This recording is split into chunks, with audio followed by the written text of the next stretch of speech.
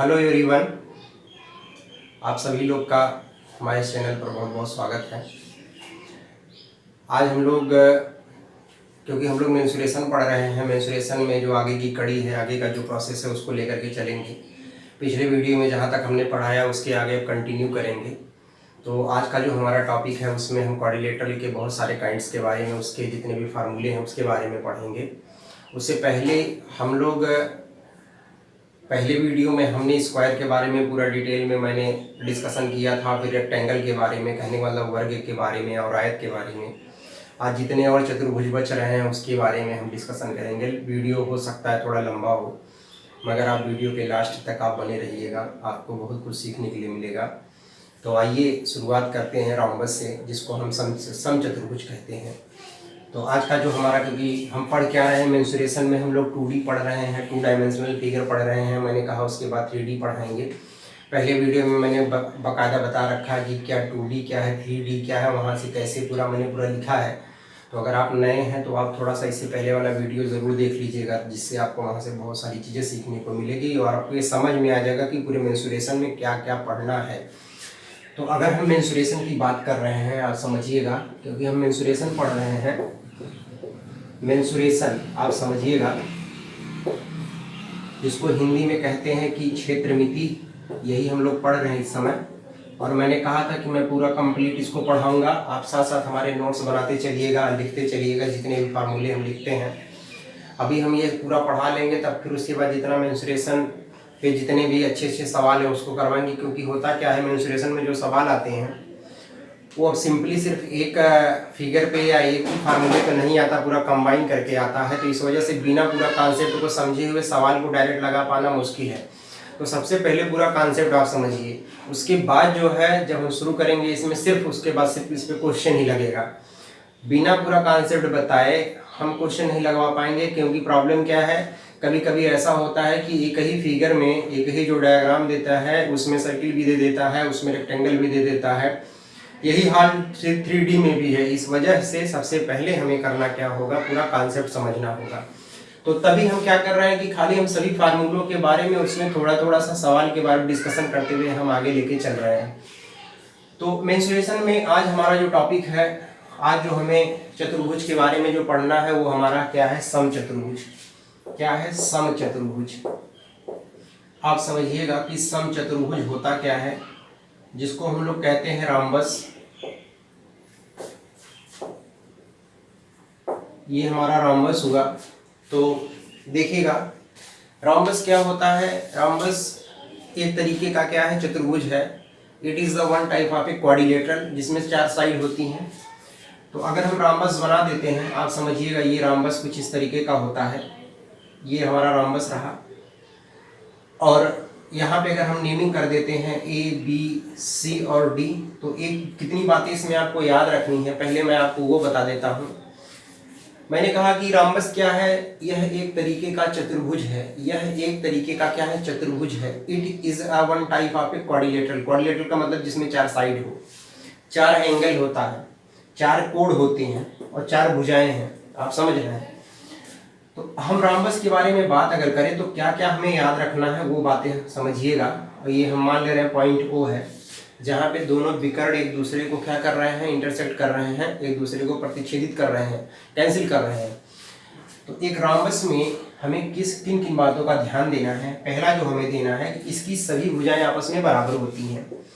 और यही बात स्क्वायर में भी होता है, जिसको वर्ग कहते हैं। यही बात रोम्बस में भी है।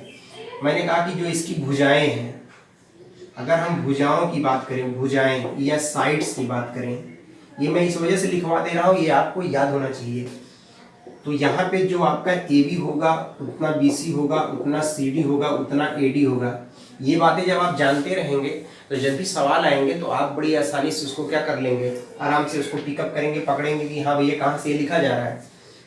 दूसरी बात जो यहाँ पे होता है, देखिए इसके जो डायगोनल होते हैं, कहने का इसका जो विकर्ण होता है, विकर्ण, एक चीज इसके बारे में समझिएगा कि जो डायगोनल्स होते हैं, डायगोनल क्या क्या है, एक AC है, ये बराबर नहीं होता, यहाँ BD, और यही स्क्वायर में बराबर हो जाता है। स्क्वायर में डायगोनल बराबर हो जाते हैं और इसमें डायगोनल बराबर नहीं होते। बस इतना ही बात ध्यान देना है। दोनों में फ़र्क भी समझ में आ जाएगा। तीसरी बात जो आपको याद रखनी है वो क्या रखनी है यहाँ पे कि जो डायगोनल होता है वो बाइसेक्ट करता है, दो बराबर भाग में समद्विभाजित करता है। कहने का मतलब ये हुआ कि जितना AO होगा उतना OC होगा, ये C है, और जितना आपका OD की लंबाई होगा उतना OB होगा। मतलब जितना OD उतना OB, जितना AO उतना OC। एक बात ये ध्यान देनी है।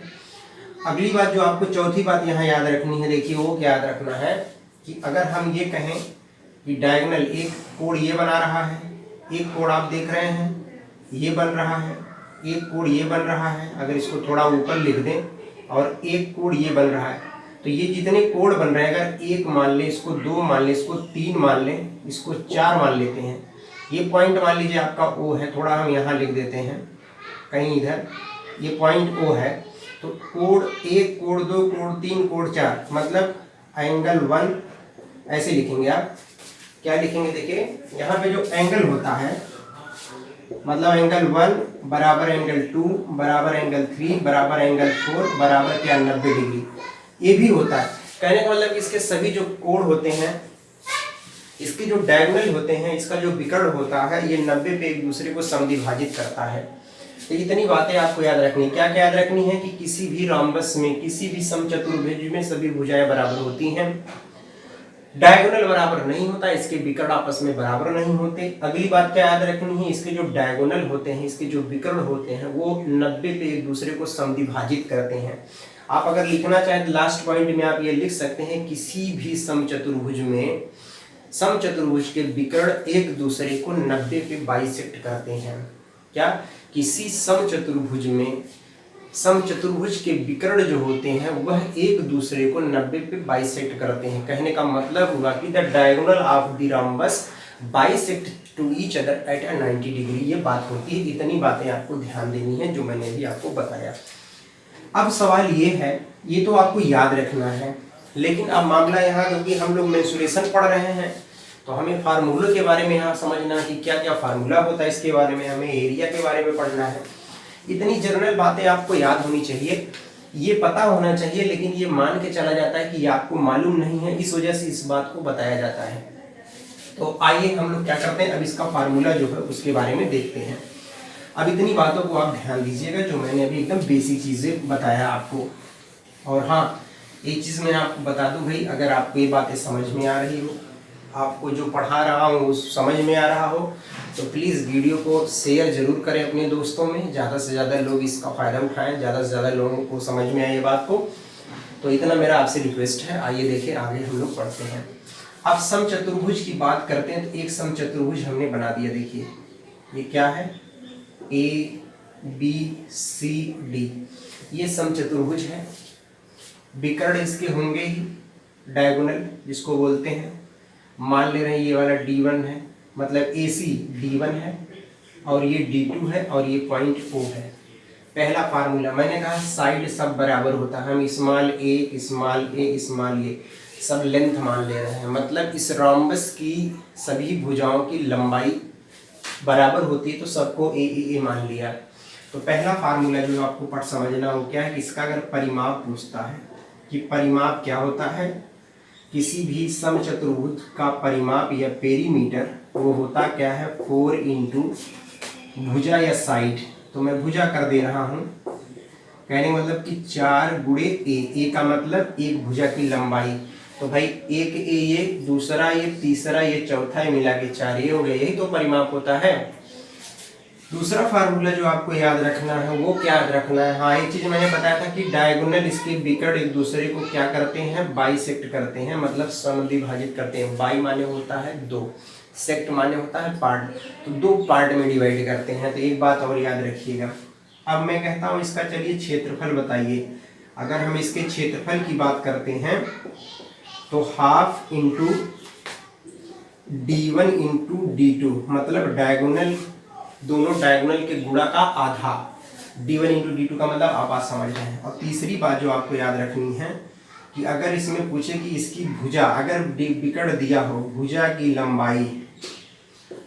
लंबाई 1/2 अंडर रूट D1 स्क्वायर और D2 स्क्वायर, यहाँ लिख दीजिएगा कि जहाँ D1 और D2, जहाँ D1 और D2 क्या है, D2 आपके क्या है, ये विकर्ण है, विकर्ण की लंबाई है, विकर्ण की लंबाई है भैया, इसको याद रखिएगा। विकर्ण की लंबाई आप समझ रहे हैं, कहने मतलब डायगोनल की लेंथ है।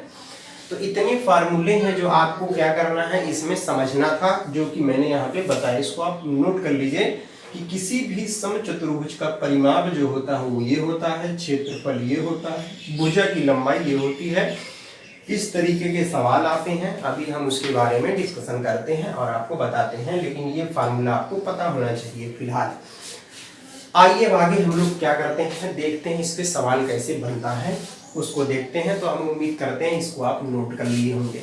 अब देखिए सवाल कैसे बनेगा, मैं उस बारे में बात करता हूँ। कितना सिंपल होता है, कितने तरीके के सवाल बनते हैं, मैं सारे सवाल बता रहा हूँ आपको, आप आराम से लगा सकते हैं।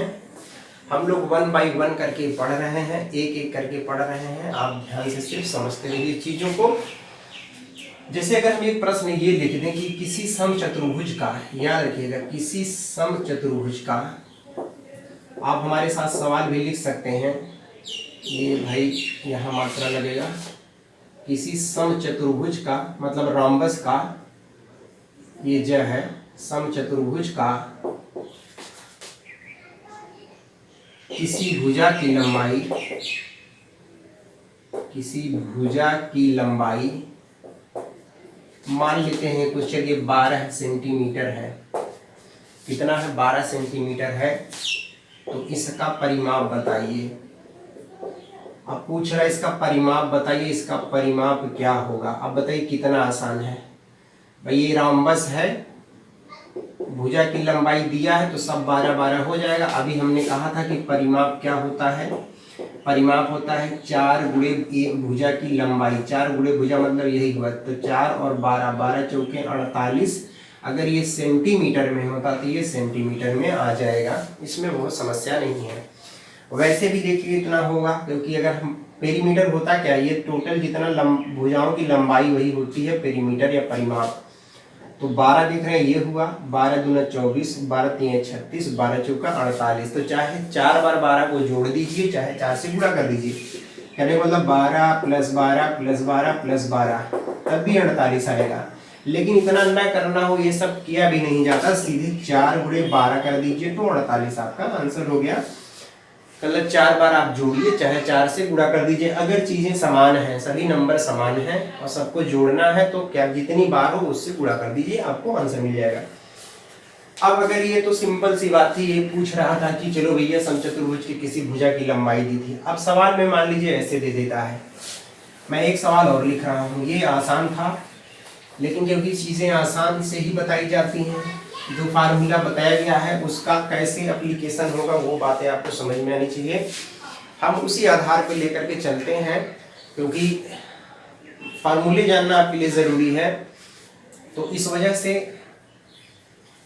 जो फार्मूला बताया गया है उस फार्मूले में किस तरीके के सवाल बनते हैं ये जानना जरूरी है। तो एक सवाल हम और लिखते हैं, हम कहते हैं कि किसी समचतुर्भुज के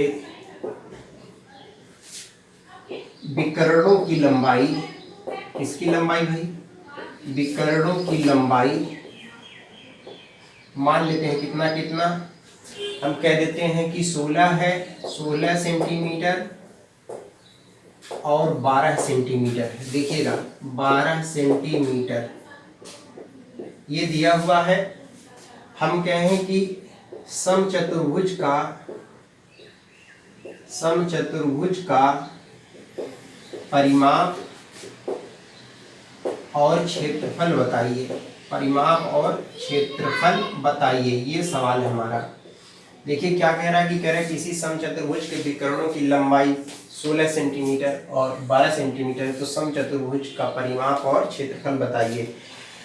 कहने का मतलब ये कि सवाल में ये दिया हुआ है कि the length of the diagonal of the rhombus are 16 centimetre and 10 centimetre, then find the perimeter and area of this rhombus. तो इस रोम्बस का परिमाप और एरिया दोनों पूछ रहा है, उसी के बारे में हम लोग को क्या करना है, पढ़ना है। तो आइए समझते हैं।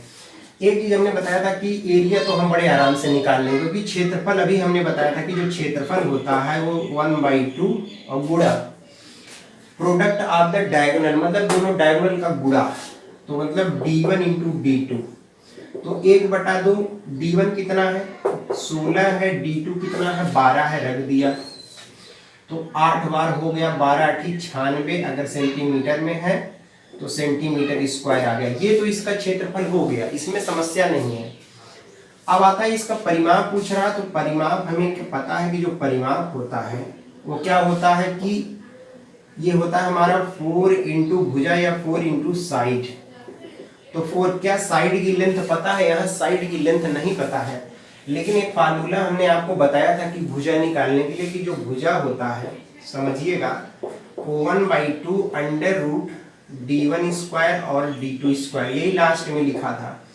तो 1/2 d1 का मतलब कितना हो गया, ये आपका 16, तो 16 का स्क्वायर कर दीजिए, यहाँ 12 का स्क्वायर कर दीजिए, तो 1/2। अगर हम 16 का स्क्वायर करते हैं तो कितना होगा देखिए, क्योंकि 16 का स्क्वायर हो जाएगा 16 × 96 और 16 कर दीजिए तो 6 मतलब 256 प्लस 100 क्या चीज 44, यही होगा 12 का।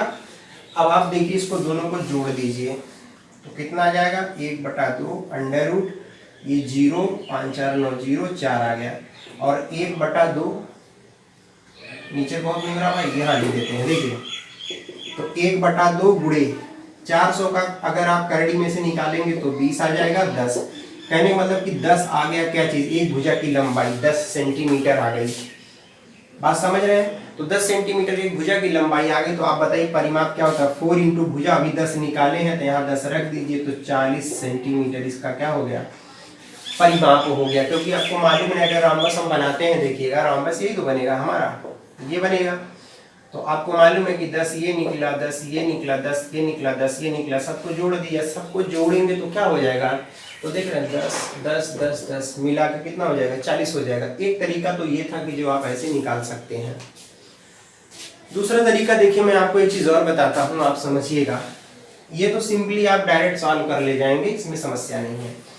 बाय द वे हम ये नहीं लगाना चाहते, या आप ये फार्मूला भूल गए हैं तो फिर आप कैसे निकालेंगे उसको समझिएगा। ये तो आपका ऐसे ही निकल जाएगा, इसमें समस्या नहीं है, मतलब एरिया तो आप निकाल लेंगे, एरिया में आपको उतनी प्रॉब्लम नहीं होगी, क्योंकि एरिया के लिए डायरेक्ट हम हाफ d1 d2 लगा देंगे।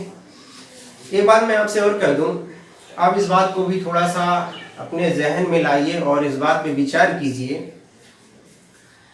कि जब भी आप कोई चीज को पढ़ते हैं, जब भी आप किसी चीज को सीखने की कोशिश करते हैं तो थोड़ा सा कंसंट्रेशन बनाना बहुत जरूरी है। कंसंट्रेट होइए, चीजों को समझिए, लिखा कहा ऐसा नहीं है पढ़े आप सब होते हैं, बस क्या करता है भूल जाता है।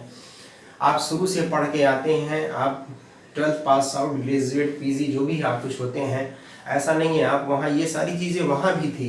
फ़र्क इतना ये होता है चीज़ों को आप क्या कर जाते हैं, दिमाग से सारी चीज़ें डिलीट हो जाती हैं और फिर वो चीज़ें याद नहीं हो पाती, उसी को रिमाइंड करवाया जाता है, वही चीज़ आपको बताया जाता है। और सबसे बड़ी चीज़ क्या है, ये बताया जाता है कि कैसे मतलब एग्ज़ाम का पैटर्न क्या चल रहा है, सवाल किस तरीके के आ रहे हैं, वो सारी चीज़ें आपको बड़ी आराम से पता चल जाती हैं। तो आप एकदम टेंशन मत लीजिए, अभी सिर्फ क्या करिए कि सारे वीडियो को देखिए और दोस्तों में शेयर करिए। जो चीज़ें लिखवा रहे हैं अभी खाली नोट्स उसका आराम से तैयार करते रहिए, नोट्स बनाते रहिए। एक बार पूरा मेंसुरेशन का सारा कॉन्सेप्ट बता लेने दीजिए, पूरा मेंसुरेशन पे सिर्फ सवाल ही चलेगा, पूरा का पूरा क्वेश्चन लगवाएंगे, जो सवाल आया होगा उसके बारे में हम लोग डिस्कशन करेंगे, उसी के बारे में मेनली हम लोग पढ़ेंगे जो आए हुए हैं, चाहे पिछले 10 साल के हों चाहे लेटेस्ट का हो, जो भी हो पढ़ते रहिए, सीखते रहिए, सारे एग्जाम होंगे। अब देखिए मैंने कहा इसका दूसरा तरीका कैसे आप लगा सकते हैं। मान लीजिए आप ये फार्मूला भूल गए कि भुजा की जो लंबाई होती है, अभी जो मैंने लिखा था कि 1/2 under root d1 square d2 square, मान लीजिए आप ये भूल गए हैं, आपको याद नहीं आ रहा है, तो आप करेंगे क्या, देखिए अभी मैंने बताया आपको, जब प्रॉपर्टी में बता रहा था, इसी वजह से इस चीज़ को मैं बता रहा था कि भैया इसको भूलिएगा मत, इसको याद रखिएगा। तो ये रॉम्बस हमारा रहा, बहुत सही नहीं बना है, थोड़ा सा मैं रफ करके फिर से बना देता हूँ। अच्छा देखिएगा, मैंने कहा कि जैसे ये रॉम्बस है, ये देखिए रॉम्बस बना आपका, नेमिंग अगर करते हैं ABCD, तो डायगोनल की लेंथ दी हुई है, कितना कितना दिया, देखिए एक 16 दिया, मान लीजिए 16 इसको ले रहे हैं जो BD क्योंकि बड़ा लग रहा है, 12 इसको ले रहे हैं, ये हो गया। आप हमको बताइए, हमने कहा कि इसके जो डायगोनल होते हैं, इसके जो विकर्ण होते हैं वो एक दूसरे को समद्विभाजित करते हैं, मतलब दो बराबर भाग में ब्रेक हो जाते हैं। तो बताइए अगर ये पूरा 16 है तो ये 8 होगा, ये भी 8 होगा कि नहीं होगा, ये 8 हो गया।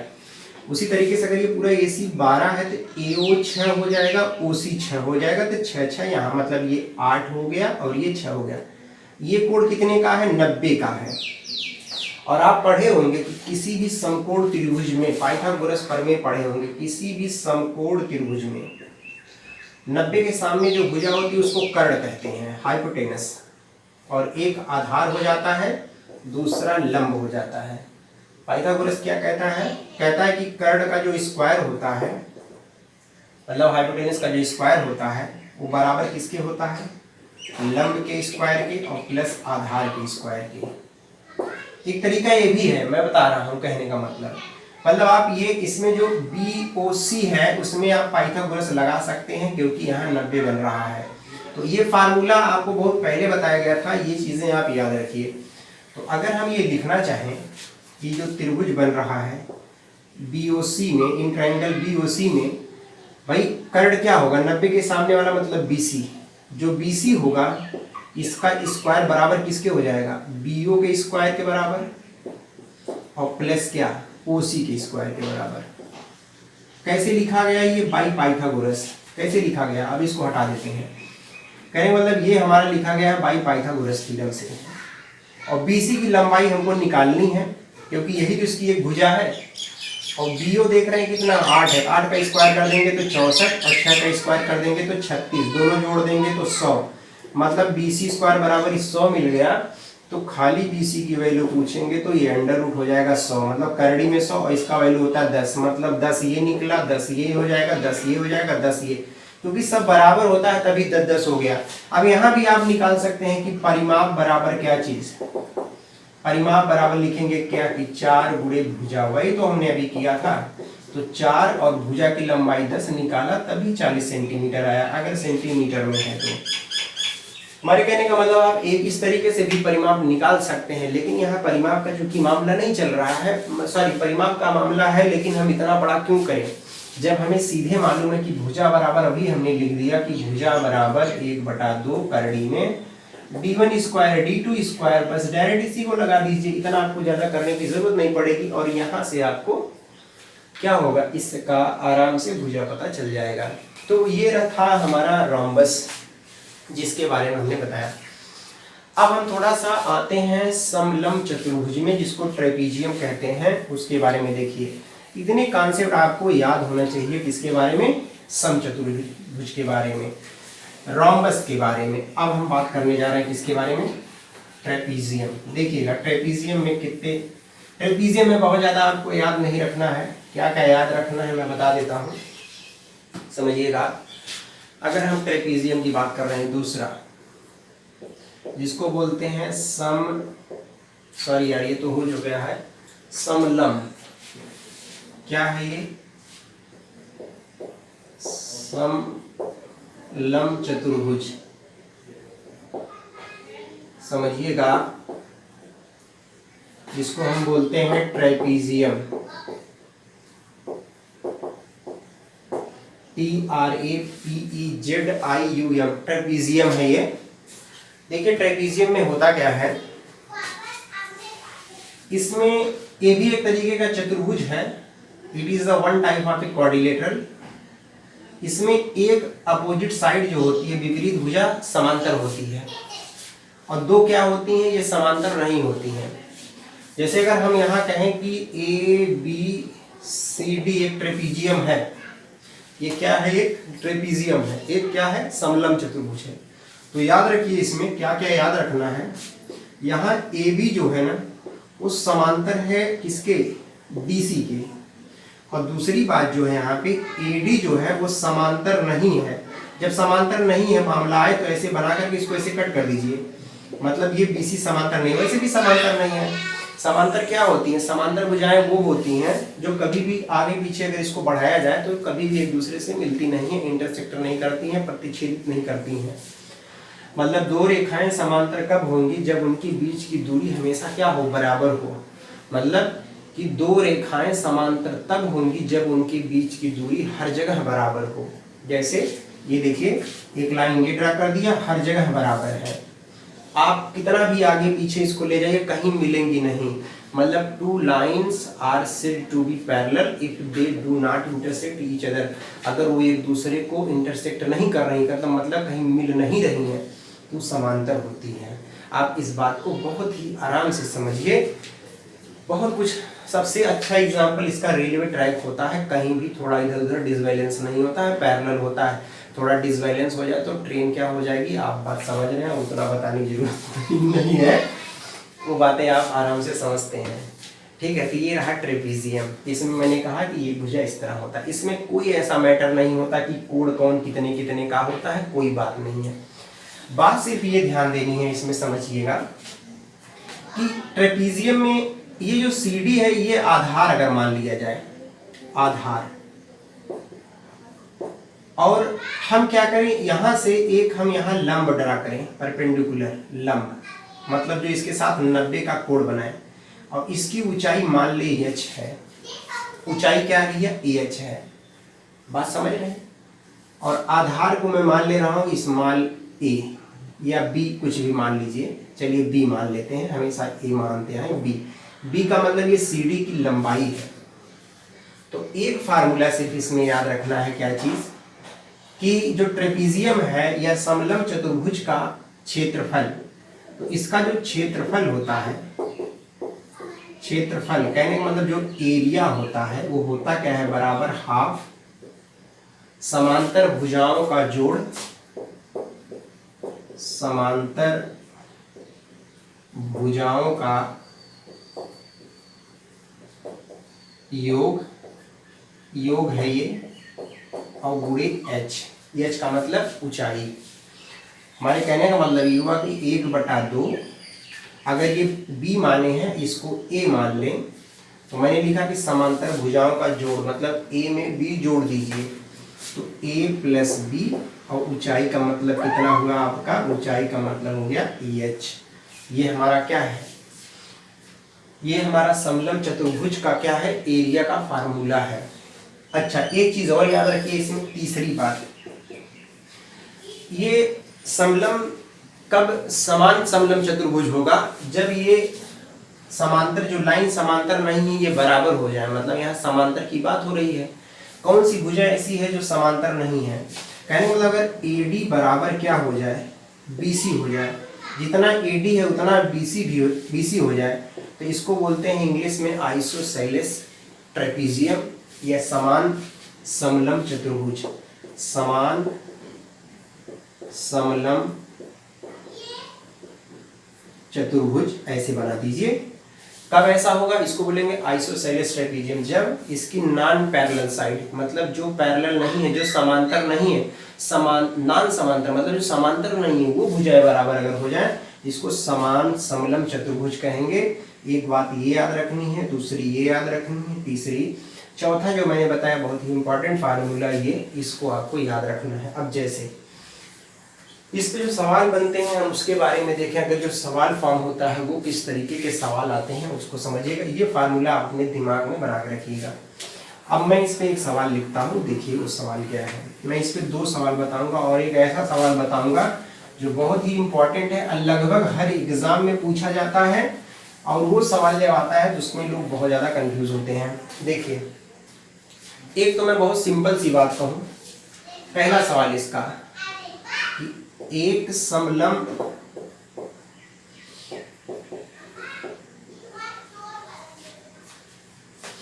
चतुर्भुज की कर लीजिए, एक समलंब चतुर्भुज की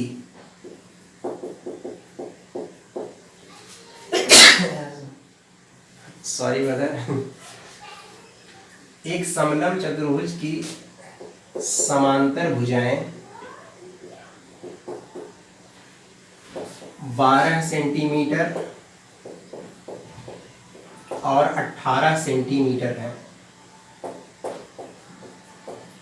18 सेंटीमीटर है। कहने का मतलब ये हुआ the parallel side of the trapezium are 12 centimetre and 18 centimetre, और उनके बीच की डिस्टेंस, उनके बीच की डिस्टेंस या दूरी, बीच की दूरी, बीच की लंबवत दूरी, देखिए लंबवत मतलब जो परपेंडिकुलर हो, दूरी तो कई हो सकता है, बीच की लंबवत दूरी, लंबवत दूरी मान ले रहे हैं हम कितना 10 सेंटीमीटर है, तब इसका क्षेत्रफल बताइए। यही पूछ रहा है, कह रहे इसका क्षेत्रफल क्या होगा। तो आप ये समझिए कि अगर हम ये समलंब चतुर्भुज ये बनाते हैं, ऐसे बनेगा कुछ। अब बात ये है यहाँ पे कि समांतर भुजाओं की लंबाइयाँ दी हुई हैं, तो आप पहला काम यहाँ तुरंत ये कर लीजिए। मैं डायग्राम इस वजह से बना दे रहा हूँ जिससे आपको याद रहे, आप समझ सकें, बहुत जो वीक हैं वो भी समझ सकें। अब 12 18 दिया, तो जो बड़ा होगा उसको 18 करिएगा, इसको 12 कर दीजिएगा। दोनों के बीच की लंबवत दूरी दिया है 10, कितना दिया है, ये 10 दिया है। सब सेंटीमीटर में है, ये भी सेंटीमीटर में, ये भी सेंटीमीटर। क्षेत्रफल पूछ रहा है, हमने क्या कहा, 1/2 समांतर भुजाओं का जोड़ या योग बटा गुणे डिस्टेंस बिटवीन देम या हाइट, उनके बीच की दूरी। तो समांतर भुजाएं क्या है, 12 और 18 को जोड़ देंगे तो यहाँ 12 कर दीजिए, यहाँ 18 कर दीजिए, हाइट कितना है 10 है, तो 1/2 दोनों को जोड़ेंगे तो आ जाएगा कितना 30, और यहाँ आ जाएगा 10। तो देख रहे हैं 2 पंचे 10, 3 पचे 15, मतलब 150 सेंटीमीटर स्क्वायर इसका क्या पता चल गया, इस पूरे का क्षेत्रफल पता चल गया। ये सीधे सीधे फार्मूले पे था और बहुत ही आसान था। अब जो इसमें सबसे टफ सवाल बनता है हम उसके बारे में देखिए बना के बताते हैं, और उसको समझिए कि उसमें हम कैसे सॉल्व करेंगे, उसके बारे में आपको समझ। देखिएगा जो अगला वाला सवाल है इसका दूसरा क्या है, अगर हम कहें कि किसी, लिख दीजिए ऐसे, समलंब चतुर्भुज के समांतर भुजाओं का, समांतर भुजाओं का अनुपात मान लीजिए कह दे। अनुपात हम कुछ भी ले लेते हैं, आइए देखते हैं क्या है। मान लीजिए अनुपात दे दे कितना, 3:5 है, तथा इसके बीच की लंबवत दूरी 12 है, और क्षेत्रफल, अगर हम क्षेत्रफल ले लेते हैं कितना, मान लीजिए क्षेत्रफल ले लेते हैं 160 सेंटीमीटर स्क्वायर है, तब भुजाओं की लंबाई बताइए, भुजाओं की लंबाई बताइए। ये हमारा रहा दूसरा सवाल। देखिए अब कैसा सवाल कह रहा है, कह रहा है किसी समलंब समांतर चतुर्भुज के जो भुजाओं का, समांतर भुजाओं का अनुपात दिया है, मतलब अगर आप ऐसे बनाएंगे तो कहने का मतलब इसको 5 करेंगे तो इसको 3 करेंगे, और इसके साथ x लगा सकते हैं क्योंकि दोनों समांतर हैं। इनके बीच की दूरी दी हुई है, कितना दिया है 12, देखिए लंबवत दूरी 12 दिया है, यहाँ 12 रख दीजिए, और आप नेमिंग कर दीजिए ABCD। क्षेत्रफल दिया है 160, और पूछ रहा है AB और CD की लंबाई क्या होगी। तो आप देखिए करेंगे क्या, इसमें फार्मूला लगाएंगे क्षेत्रफल का, क्या होता है 1/2 समांतर भुजाओं का जोड़ गुणे ऊंचाई, तो 1/2 समांतर भुजाएं क्या क्या है देखिए 3x और 5x, तो यहाँ रख दीजिए 3x और 5x, यहाँ आपका हो जाएगा 12। तो देखिए 1/2 ये हो जाएगा 8x, ये हो गया 12, तो 2 छक्के 12, तो 8 छंग 48 आ जाएगा, 48x आया। कितना आ गया, 48x आ गया। और ये जो क्षेत्रफल आया है ये अगर सेंटीमीटर में है, मान लीजिए सेंटीमीटर स्क्वायर, यही 48x जो होगा, देखिएगा 48x वो किसके बराबर हो जाएगा 160 के। तो x बराबर 160/48। तो x बराबर कितना हो जाएगा, ये देखिए कैंसिल हो जाएगा, ये 40 बार में, ये 12 बार में, मतलब ये आएगा कितना, 4 10 में 40, 4 3 12। तो x की वैल्यू ये आ गया 10/3।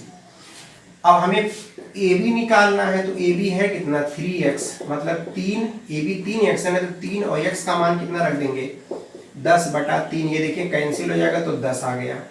ये 5x है, जो सी डी है वो हमारा है 5x। तो देख रहे हैं 5 और जहाँ x है वही निकाला हमने यहाँ पे 10/3, तो ये आ जाएगा कितना 50/3। कहने का मतलब एक ये आ गया, एक ये आ गया, थोड़ा ये डेसिमल में आएगा तो सवाल ये अपने आप से लिया गया था, तो इस वजह से कुछ इस तरीके के आंसर इसमें आ रहे हैं जिसके बारे में मैंने आपको बताया।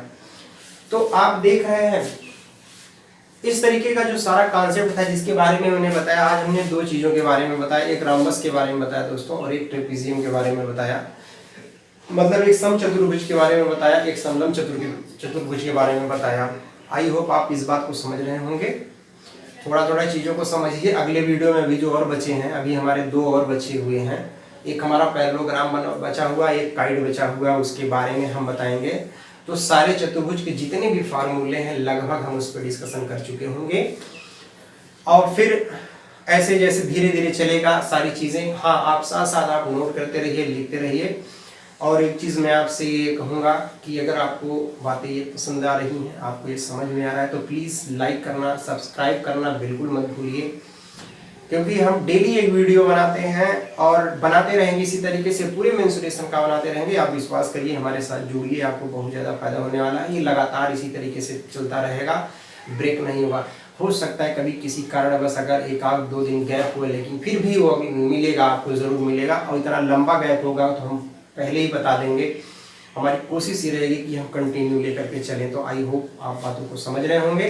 नेक्स्ट वीडियो में हम आपको एक फिर दूसरे टॉपिक के साथ फिर मिलेंगे।